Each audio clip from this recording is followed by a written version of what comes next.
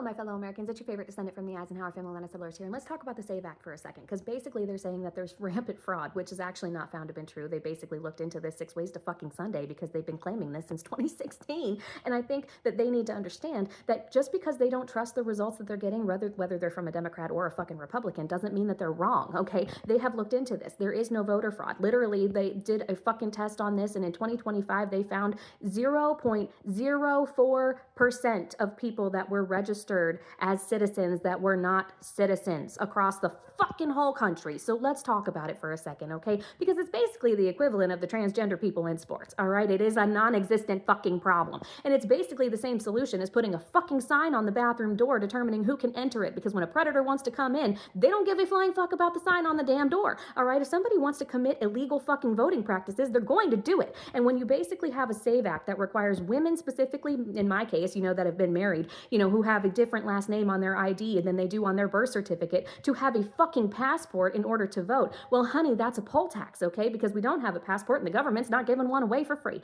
And when you have a lot of people that don't have access to their fucking legal documents, and there's going to be a run on all the different offices in order to get certified copies of their legal documents, if this passes, that's going to create a fucking problem, is it not? And when you have people who are going to be disenfranchised by ending things like mail-in voting when there isn't any fucking reason to, because there's not enough fraud to justify it, well then frankly, you're going to basically put all the disabled people out. You're going to basically put anybody and everybody that can't get to the fucking polling location on the day of out because maybe they have a work requirement or, different types of things. They're out of the fucking, state, whatever the fuck it is. And when you are sitting here basically saying that all of these things are good enough for the fucking president to do, but they're not good enough for the normal average people to do, like mail-in voting, for instance, it's a problem. It's a problem, okay? And I know a lot of people are going to sit here and say, you should absolutely have to present ID in order to vote. And yes, I agree with you, but that's not what we're fucking talking about. What we're talking about is citizenship checks. We're talking about citizenship checks, okay? We are talking about whether or not our fucking name matches our goddamn birth certificate, which,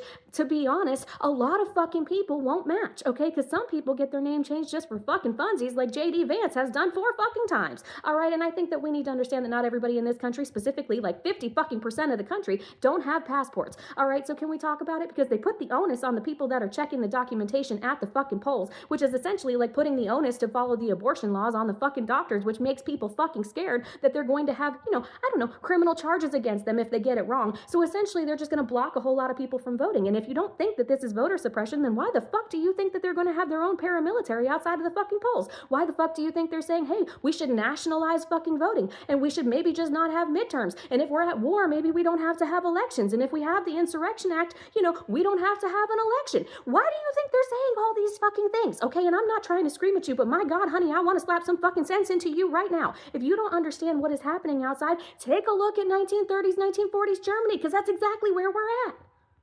KK.